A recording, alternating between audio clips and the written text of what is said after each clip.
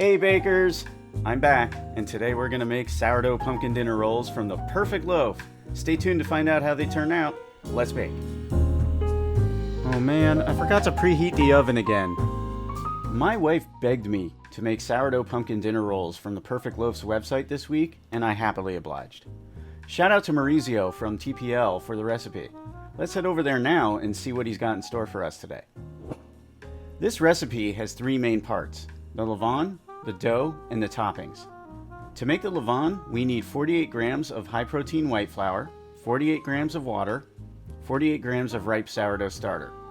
For the dough, we need 549 grams of high-protein white flour, 119 grams of pumpkin puree, 113 grams of butter, unsalted and at room temperature, 90 grams of whole milk, 42 grams of honey, 131 grams of water, 12 grams of salt, 143 grams of levain.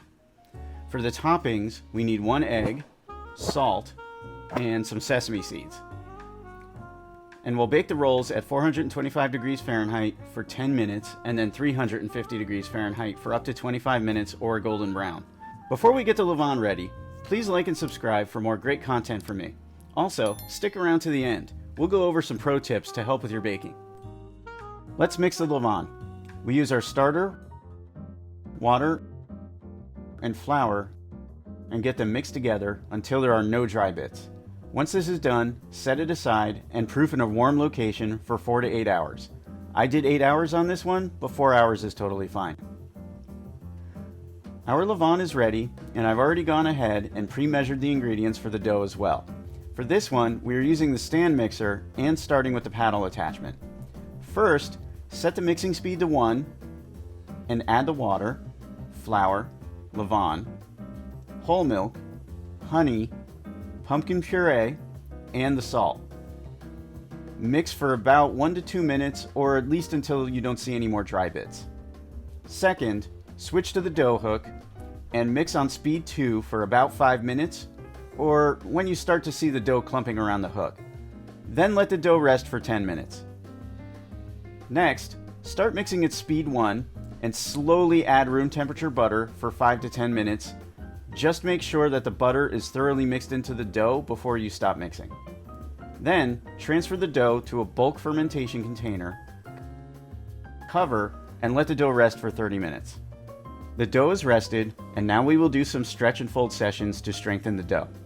Open the container and grab a corner of the dough, pull it up and over the main dough about halfway to the center, and place the stretched dough on the top.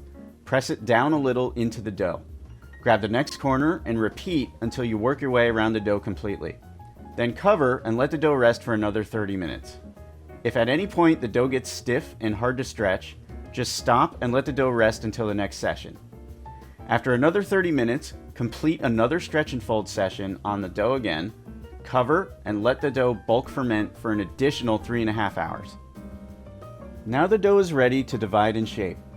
First, butter an 8x8 pan and set it aside. Then flour your work surface and the top of the dough. Then dump the dough onto the work surface. Begin dividing the dough into 70-gram pieces each and shape them into balls. If you get the weights wrong, just cut off additional pieces and tuck them under the biggest dough piece, and then shape the big dough piece around the little ones and pinched close at the bottom like a balloon. Once the balls are ready, just place them into the pan right next to each other, and the pan should fit about 16 dough balls exactly. When that's done, cover the pan with a plastic bag and put them in the fridge overnight. About 4 hours before baking, take the dough out of the fridge and let it warm up and finish proofing. The dough balls will already be a little bigger, but will really start to fill out the pan completely by the time we are ready to bake. 30 minutes before baking, preheat your oven to 425 degrees Fahrenheit with the rack in the middle of the oven for 30 minutes. When ready, scramble an egg and brush the egg onto the dough and add the toppings. Bake at 425 degrees Fahrenheit for 10 minutes, then turn the pan around 180 degrees and reduce the oven temperature to 350 degrees Fahrenheit.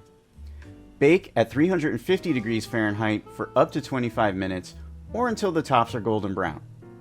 When done, pop the rolls out of the pan and let cool on a wire rack for 30 minutes before eating. The rolls are finished baking and they are heading to the cooling rack. As you can see, they turned out awesome.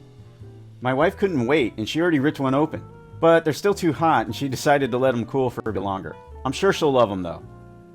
Before we get to the pro tips, don't forget to hit the like and subscribe buttons. That really helps me out. Thanks. Alright, let's see what we've learned from this recipe. Number 1. My wife thought this recipe was a little bit buttery. So we're going to try 90 grams of butter next time instead of 113 grams of butter and see how that goes. Number 2, I tried the pizza dough ball shaping method and that worked really well for me. Go ahead and give that a try. Number 3, if you have an Innova Precision oven, try using a lower temperature and a longer baking time to more match the regular oven settings. These ovens are so precise that you do have to adjust the settings that you use versus a regular home oven because it can go a lot faster like mine did in this case. Number 4, get an oven thermometer. It is always good to know what temperature your oven actually gets to when you're baking. And number 5, home oven temperatures are usually not whatever the dial says it is. If it says it's 350, it could be 300, it could even be 375. So having that oven thermometer really helps you know exactly how hot your oven is getting. Number 6, remember, temperature is an ingredient.